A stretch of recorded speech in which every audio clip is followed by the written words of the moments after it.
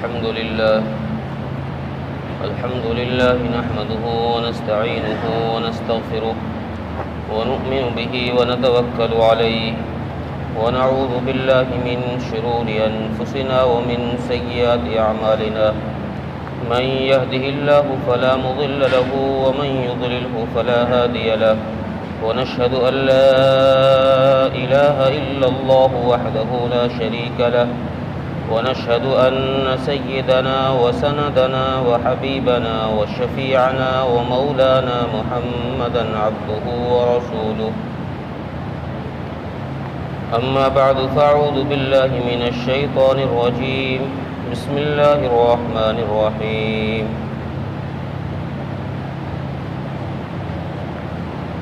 ولا تقولوا لمن يقتل في سبيل الله أموات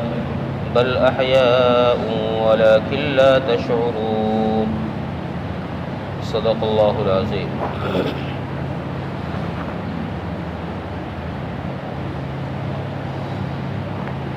محترم عزیزو، غیور نوجوان دوستوں اور بھائیوں،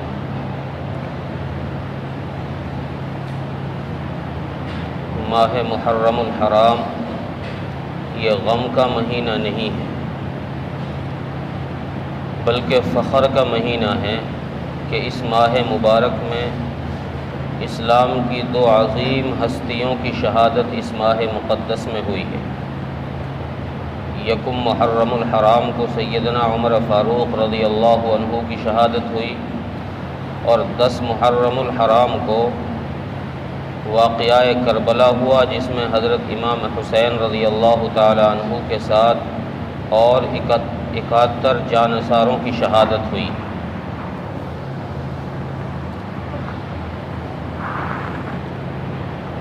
واقعہ کربلا یہ اسلامی تاریخ میں ایسا واقعہ ہے کہ شاید قیامت تک اتنا ظلم و ستم کسی پر نہ کیا جائے جتنا آل رسول پر اور سیدنا امام حسین رضی اللہ تعالی عنہ کے قافلے پر کیا گیا۔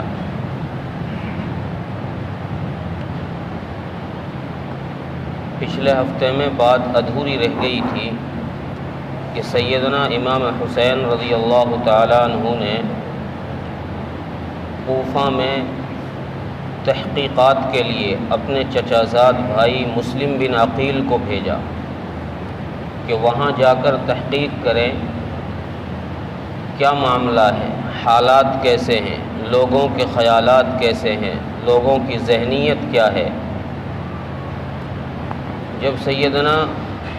مسلم بن عقیل رضی اللہ تعالی عنہ کوفہ پہنچے تو کوفہ والوں نے ان کا بڑا شاندار استقبال کیا، خیر مقدم کیا۔ کوفے کی جامع مسجد میں ایک شاندار اجلاس منعقد کیا، جس میں کوفے کے ہزاروں آدمیوں نے حضرت مسلم بن عقیل کے ہاتھ پر بیعت کی اور یہ کہا کہ ہم آپ کے ساتھ ہیں۔ حضرت مسلم بن عقیل کو جب حالات کا جائزہ لے کر لوگوں کے خیالات اور لوگوں کی ذہنیت دیکھی تو ان کو لگا کہ یہ لوگ ہمارے ساتھ ہیں، لہذا حضرت امام حسین رضی اللہ تعالی عنہ کو یہاں آنے کے لیے خط لکھ دیا جائے۔ حضرت مسلم بن عقیل نے وہاں آنے کے لیے خط لکھ دیا۔ حضرت مسلم بن عقیل کی کوفہ آنے کی آمد کی خبر یہ یزید کو پہنچ چکی تھی، امام حسین کی اطلاع تو ان کو نہیں پہنچی تھی، لیکن مسلم بن عقیل کی خبر ان کو پہنچ گئی تھی۔ تو ان کو یہ خبر پہنچی کہ جو کوفہ کا گورنر ہے نعمان بن بشیر صحابی ہیں رضی اللہ تعالی عنہ، کہ یہ اہل بیت کے معاملے میں ذرا نرمی اختیار کیے ہوئے، تو انہوں نے یزید نے بصرہ کا گورنر اٹھایا اور اس کو کوفہ کا گورنر بنانے کے لیے بھیج دیا عبید اللہ بن زیاد کو۔ یہ کوفہ آیا نقاب اوڑھے ہوئے۔ لوگوں کو خیال یہ ہوا کہ حضرت امام حسین رضی اللہ تعالیٰ عنہ تشریف لے آئے۔ لوگ ان کے ہجوم چاروں طرف اکٹھا ہو گیا دیدار کرنے کے لیے، زیارت کرنے کے لیے۔ اور یہ ابن زیاد کوفہ میں ہوتا ہوا قصر شاہی کے پاس جو گورنر کا محل تھا وہاں گیا۔ وہاں پہنچ کر اس نے اپنے چہرے سے جب نقاب ہٹایا تو کوفیوں کے ہوش اڑ گئے، اور اس نے کہا لوگوں تمہیں پتہ ہے میں کون ہوں؟ میں نے سنا ہے تم نے یہاں جاسوسیوں کو پناہ دے رکھی ہے۔ اشارہ مسلم بن عقیل کی طرف تھا۔ میں تمہارے لیے ایک تحفہ لے کر آیا ہوں۔ اس نے اپنی نیام سے تلوار نکال کر لوگوں کو دکھائی کہ دیکھو، جس نے ان جاسوسوں کو پناہ دی میں اس تلوار سے اس کا سر قلم کر دوں۔ کوفیوں نے جب اس کے یہ الفاظ سنے ابن زیاد کے، تو یہ سارے ظالم بدل گئے جو حضرت امام مسلم بن عقیل کے ہاتھ پر بیعت کیے ہوئے تھے، سب بدل گئے، کوئی ساتھ دینے کے لیے تیار نہیں، اور حضرت مسلم بن عقیل کو بچوں سمیت ان کے حوالے کر دیا کہ ہم ان کے ساتھ نہیں ہیں، ہاتھ اٹھا لیے، بدل گئے۔ اس واقعے کی خبر چنانچہ مسلم بن عقیل رضی اللہ تعالیٰ عنہ کو اس ظالم نے پکڑوا کر شہید کروا دیا بچوں سمیت۔ حضرت امام حسین رضی اللہ عنہ کو ان کا خط پہنچا مکہ مکرمہ۔ وہاں مشورہ ہوا کہ دیکھو تم نے کہا تھا کہ کوفہ کوئی آدمی بھیجا جائے، وہاں کے حالات کا جائزہ لیا جائے، حالات صحیح ہوں تو وہاں جایا جائے۔ دیکھو خط آ گیا ہے، حالات صحیح ہیں، لوگ وہاں سب ہمارے ساتھ۔ حضرت امام حسین رضی اللہ عنہ نے اپنا قافلہ تیار کیا کہ چلو بھائی کوفہ چلتے ہیں۔ اب یہ قافلہ جو نکلا ہے یہ جنگ کے لیے نہیں نکلا، قتل و قتال کے لیے نہیں نکلا۔ اگر جنگ کے لیے قافلہ نکلتا تو بچے ننھے سے بچے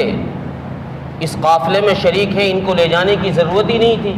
حضرت امام حسین رضی اللہ عنہ تو اس لیے نکلے تھے کہ کوفہ والوں کے خطوط آئے تھے کہ آپ دین میں ہماری رہبری فرمائیں، دین کا راستہ ہمیں دکھائیں، ہم آپ کی رہبری پر چلنے کے لیے تیار ہیں۔ یہ تو دین سکھانے کے لیے کوفہ کے لیے قافلہ روانہ ہوا۔ ایک مقام پر جا کر حضرت امام حسین رضی اللہ تعالیٰ عنہ کو اطلاع ملی کہ مسلم بن عقیل کو شہید کر دیا گیا۔ قافلے والوں نے انا للہ و انا الیہ راجعون پڑھا۔ بعض مورخین نے لکھا ہے کہ فرزدق ایک شاعر تھا، عرب کا بہت بڑا شاعر۔ فرزدق سے ملاقات ہوئی، اس نے بتایا کہ دیکھو کوفہ والوں کے دل تو آپ کے ساتھ ہیں لیکن تلواریں یزید کے ساتھ۔ چنانچہ امام حسین رضی اللہ تعالیٰ عنہ نے یہاں بیٹھ کر اپنے قافلے والوں سے یہ مشورہ کیا کہ دیکھو مسلم بن عقیل ہمارے بھتیجے کا، بھائی کا، چچا کے بیٹے کا شہید کر دیا گیا ہے، لہذا ہمیں ان سے انتقام لینا ہے۔ اگر کوئی ہمارے ساتھ ایسے ہی سفر پر نکلا ہو کہ چلو سفر پر چلتے ہیں تو یہاں سے واپس ہو سکتا ہے، ہماری طرف سے اجازت ہے۔ لیکن کوئی نہیں ہوا۔ امام حسین رضی اللہ تعالیٰ عنہ کوفہ پہنچے۔ ابن زیاد کو ان کی خبر ہو گئی امام حسین کے قافلے کی کہ ان کا قافلہ آ رہا ہے۔ انہوں نے ان کے مقابلے کے لیے حر بن یزید کو 1000 آدمیوں کا لشکر دے کر ان کے مقابلے کے لیے، ان 72 آدمیوں کے مقابلے کے لیے کوفے سے باہر بھیجا کہ ان کو وہیں روک دو اور ان سے مقابلہ کرو۔ حر بن یزید کوفے سے باہر آیا، حضرت امام حسین کے لشکر سے ملاقات ہوئی، ان سے بات چیت ہوئی، حال احوال ہوئے، تو امام حسین رضی اللہ عنہ نے فرمایا کہ بھئی ہمیں تو ان کوفیوں نے بلایا ہے خطوط کے ذریعے سے، ہم تو ان سے ملاقات کے لیے آئے ہیں، ان کو دین سکھانے کے لیے آئے ہیں۔ تو حر بن یزید نے کہا کہ آپ کوفہ نہیں جا سکتے، آپ کو کوفہ جانا ہے تو ابن زیاد سے ملاقات کرنی ہوگی، ابن زیاد کے ہاتھ پر بیعت کرنی ہوگی، ورنہ آپ نہیں جا سکتے۔ امام حسین رضی اللہ عنہ نے فرمایا کہ بھئی میں تو اس کے ہاتھ پر بیعت نہیں کرتا، میں اس کے آقا یزید کے ہاتھ پر ہی بیعت کرنے کے لیے تیار نہیں ہوں، یہ تو اس کا غلام ہے، یہ تو اس کا نوکر ہے، میں اس کے ہاتھ پر کیوں بیعت کیوں؟ چنانچہ حضرت امام حسین رضی اللہ عنہ فرمایا کہ بھائی مجھے پھر آگے جانے دو، میں ڈائریکٹ یزید سے ملاقات کرتا ہوں۔ تو حر بن یزید نے یہ نرمی اختیار کی، اس نے کہا چلو ہم اپنے گورنر کے لیے یہ خط لکھتے ہیں، آپ کی یہ بات لکھ دیتے ہیں، جب تک ان کے خط کا جواب آئے، چونکہ فون کا زمانہ تو تھا نہیں، کوئی آدمی سواری پر جاتا تھا خط لے کر، پھر وہ جواب لے کر آتا تھا، تو اس میں وقت لگتا تھا۔ تو اس حر بن یزید نے کہا کہ آپ چلتے رہیے سفر پہ، ہم بھی آپ کے ساتھ چل رہے ہیں، جب تک خط کا جواب نہ آئے کہ گورنر کیا کہہ رہا ہے، گورنر کا جواب کیا ہے۔ ان کا خط جب ابن زیاد کے پاس پہنچا تو ابن زیاد نے سوچا کہ یہ تو حر بن یزید نرمی کا معاملہ کیے ہوئے ہیں، ان کو بھیجا تھا مقابلہ کرنے کے لیے، اور یہ تو ان کو واپس آگے کے لیے روانہ کر رہا ہے۔ تو اس نے عمر بن سعد کو، حر بن یزید ابن زیاد نے عمر بن سعد کو 4000 آدمیوں کا لشکر لے کے اور بھیجا۔ اب یہ 5000 آدمی ہو گئے ان 72 آدمیوں سے مقابلے کے لیے۔ عمر بن سعد 4000 آدمی لے کر آیا اور حر بن یزید سے کہا کہ تم نے یہ کیا نرمی اختیار کر رکھی ہے، ان کو آگے جانے کی اجازت دے دی، ہم ان سے مقابلے کے لیے تیار ہیں، ہم ان سے مقابلہ کریں گے، ہم ان کو آگے نہیں جانے دیں گے، یا تو یہ ابن زیاد کے ہاتھ پر بیعت کریں یا ہم سے مقابلہ کریں۔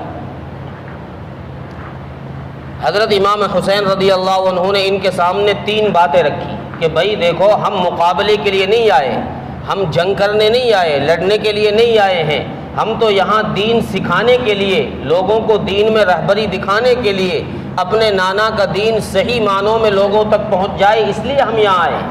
ہمارا مقصد لڑنا نہیں ہے۔ اس لیے تم ایسا کرو، یا تو ہمیں واپس جانے دو،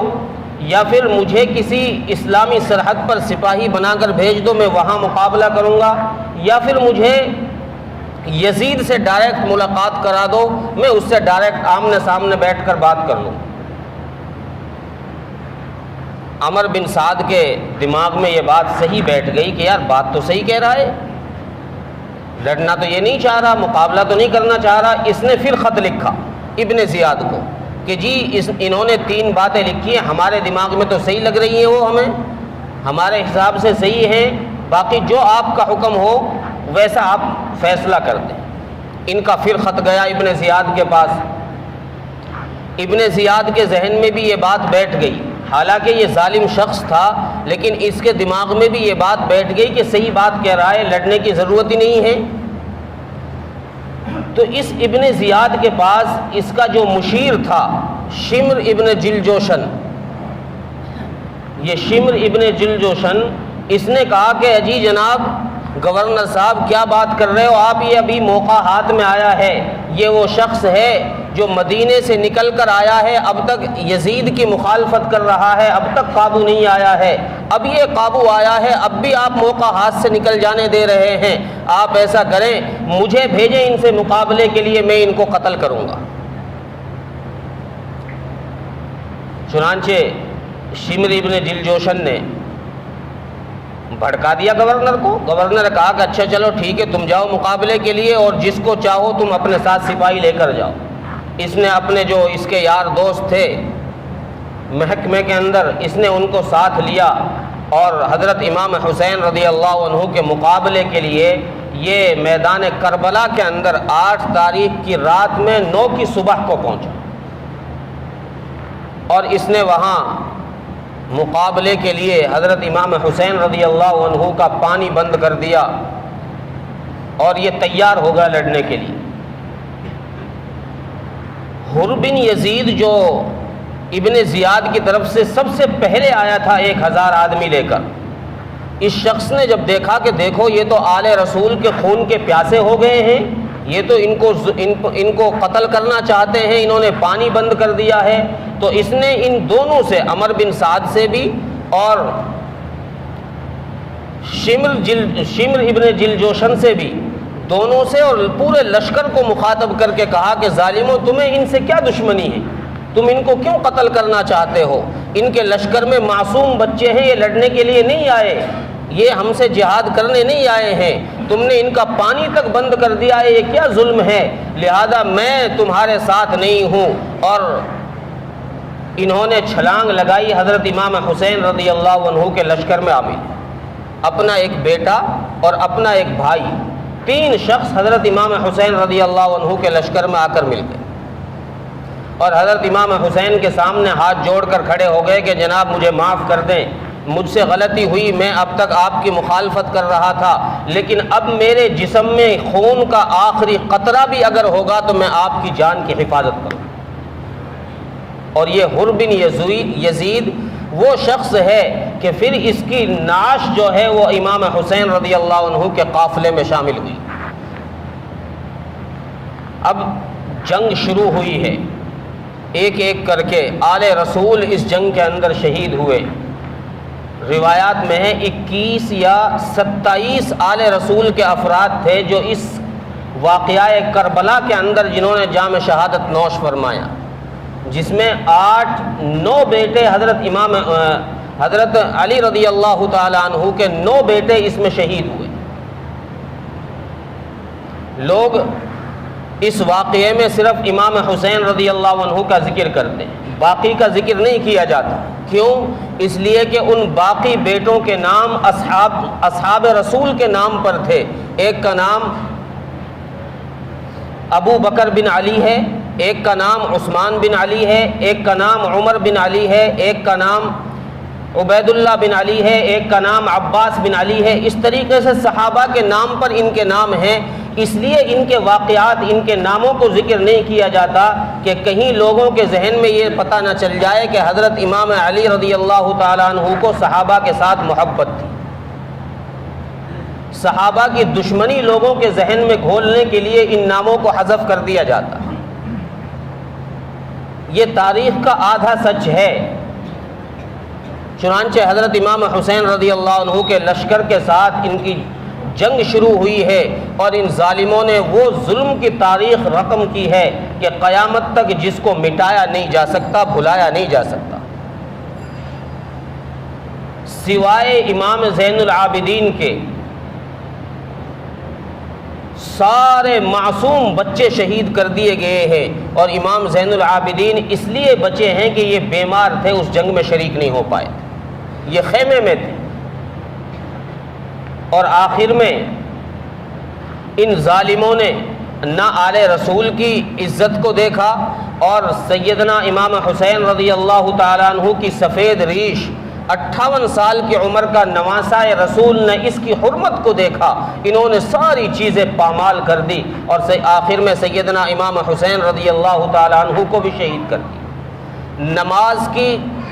نماز ادا کرنے تک کے لیے موقع نہیں دیا۔ جب امام حسین رضی اللہ عنہ نے نماز ادا کرنے کے لیے ان سے کہا کہ بھئی ہم نماز پڑھ لیں ظہر کی، ذرا رک جاؤ، تو انہوں نے اس کے لیے بھی موقع نہیں دیا۔ لیکن امام حسین رضی اللہ تعالی عنہ نے صلاۃ خوف ادا کر کے امت تک یہ پیغام پہنچایا، اگر حسینی بننا چاہتے ہو تو کسی بھی حال میں سجدہ معاف نہیں ہے۔ صرف زبانی دعوے کرنے سے،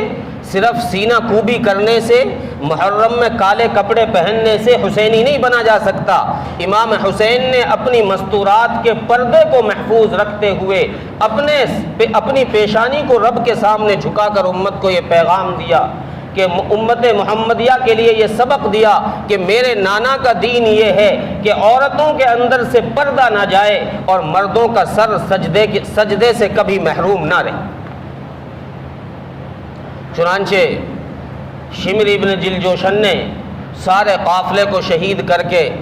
حضرت امام حسین کا سر تن سے جدا کیا۔ کیا عالم ہوگا، مستورات دیکھ رہی ہیں۔ امام حسین رضی اللہ عنہ کی 2 بیٹیاں بچی ہیں، فاطمہ بنت حسین، سکینہ بنت حسین، یہ بھی اس لشکر میں ہیں، اور حضرت امام حسین کی بہن زینب رضی اللہ تعالی عنہا یہ بچی۔ شمر ابن جلجوشن ان کے سر کو لے کر ابن زیاد کے دربار میں پہنچا، اور ابن زیاد کے دربار میں سر لے جا کے رکھا۔ اب تاریخ میں لکھا ہے کہ ابن زیاد کے ہاتھ میں کوئی چھڑی تھی، کوئی ڈنڈی تھی، اس کو ابن زیاد نے حضرت امام حسین رضی اللہ عنہ کے ہونٹوں کی طرف کیا۔ اس مجمع میں ایک صحابی تھے ضعیف العمر، بوڑھے آدمی، بوڑھے صحابی جو عمر کے بالکل آخری سٹیج پر تھے۔ وہ کانپتے ہوئے یہ دیکھنے کے لیے آئے تھے کہ آل رسول کے ساتھ اس ظالم نے کیا کیا۔ جب اس نے دیکھا کہ امام حسین رضی اللہ عنہ کا سر اس ظالم کے سامنے رکھا ہوا ہے اور یہ اپنی چھڑی اس کے ہونٹوں کی طرف کر رہا ہے، تو حضرت زید بن ارقم رضی اللہ تعالیٰ عنہ صحابی کا نام ہے، انہوں نے ارشاد فرمایا کہ ارفع کذیبک یا ظالم وَلَقَدْ رَأَيْتُ رَسُولَ اللَّهِ صلی اللہ علیہ وسلم يُلَازِمُهُ، اے ظالم اس چھڑی کو ہٹا یہاں سے، میں نے اپنی ان آنکھوں سے کئی مرتبہ دیکھا ہے کہ میرے محبوب حضرت محمد مصطفیٰ صلی اللہ علیہ وسلم نے ان ہونٹوں پر بوسہ دیا، تو چھڑی رکھ رہا ہے۔ یہ کہہ کر حضرت زید بن ارقم رضی اللہ تعالیٰ عنہ وہاں سے چلے گئے۔ انہوں نے اس چھوٹے سے قافلے کو اور حضرت امام حسین رضی اللہ عنہ کے سر کو یزید کے دربار پہنچوایا دمشق میں۔ وہاں پہنچا قافلہ، جب وہاں پہنچا اور یزید کے سامنے حضرت امام حسین کا سر رکھا گیا تو یزید نے خوشی کا اظہار کیا۔ روایات میں لکھا ہے کہ جو حضرت امام حسین رضی اللہ عنہ کی دو صاحبزادیاں تھیں چھوٹی چھوٹی، یہ بالکل بچی تھی چھوٹی چھوٹی، حضرت فاطمہ بنت حسین اور سکینہ بنت حسین رضی اللہ عنہما، انہوں نے پنجوں پر کھڑے ہو کر اپنے پنجوں پر کھڑے ہو کر اپنے ابا کے چہرے کا دیدار کرنا چاہا کہ اپنے ابا کا چہرہ تو ایک دفعہ دیکھ لے۔ جب انہوں نے اپنے ابا کا دیدار کیا، چہرہ ان کی نظروں میں پڑا تو یہ اتنی تیز چلائی ہیں، اتنی تیز روئی ہیں کہ جو ان کا حرم تھا یزید کا جہاں مستورات تھی وہاں تک آواز پہنچی، وہاں کوہرام مچ گیا، اور یزید کی گھر والی اپنا دوپٹہ بھی چھوڑ کر بھاگتی ہوئی آئی کہ کیا ہو گیا۔ ابھی تک ان کو پتہ نہیں تھا کہ ابن زیاد نے کیا کیا ہے، مستورات کو کوئی پتہ نہیں تھا۔ جب یزید کی گھر والی نے آ کر دیکھا کہ انہوں نے کیا حال کر دیا ہے، آل رسول کو شہید کر دیا ہے، اس نے کہا کہ تمہیں ان سے بدلہ لینا ہے ابن زیاد سے کہ دیکھو انہوں نے آل رسول کے ساتھ کیا کیا۔ تو یزید نے کہا کہ ہاں ٹھیک ہے تم اندر جاؤ، اور کسی کی چادر لی ان کے سر پر ڈالی کہ تم اندر جاؤ، ٹھیک ہے میں ان سے بدلہ لے لوں۔ حالانکہ اس ظالم نے ان کو ویسے ہی اندر داخل کرنے کے لیے، ان کو بہکانے کے لیے یہ بات کہی تھی، اس کے ذہن میں نہیں تھا کہ میں ان سے بدلہ لوں گا، میں ان سے بدلہ لوں گا۔ چنانچہ ان سے وہاں بات چیت ہوئی اور امام زین العابدین سے یزید کی ملاقات ہوئی، بات چیت ہوئی۔ اس کے بعد پھر اس قافلے کو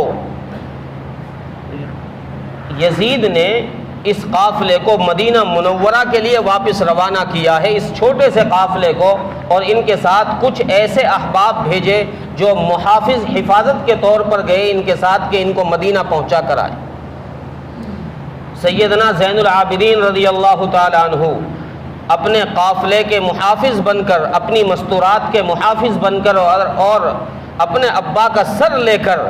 یہ معصوم سا بچہ مدینے کے لیے روانہ ہوا ہے، اور تاریخ میں لکھا ہے کہ مدینہ آ کر انہوں نے قیام کیا، اور حضرت امام حسین رضی اللہ تعالیٰ عنہ کے سر کو حضرت فاطمہ رضی اللہ تعالیٰ عنہ کی قبر مبارک کے قدموں میں انہوں نے دفن کیا، وہاں قبر بنائی۔ یہ ظلم تاریخ نے ایسا نقل کیا ہے کہ وہ ظالم جنہوں نے آل رسول پر ظلم کیا، وہ ظلم کر کے بھی ان کا نام و نشان مٹا دیا گیا ہے، اور امام حسین رضی اللہ تعالیٰ عنہ شہید ہو کر بھی ایسا زندہ ہوئے ہیں کہ ہر ایک کی زبان پر امام حسین کا نام۔ تو اس لیے عزیز بزرگوں دوستو، واقعہ کربلا سے ہمیں یہ سبق ملا ہے کہ واقعہ کربلا یہ بتا رہا ہے کہ نماز کسی حال میں نہیں جانی چاہیے،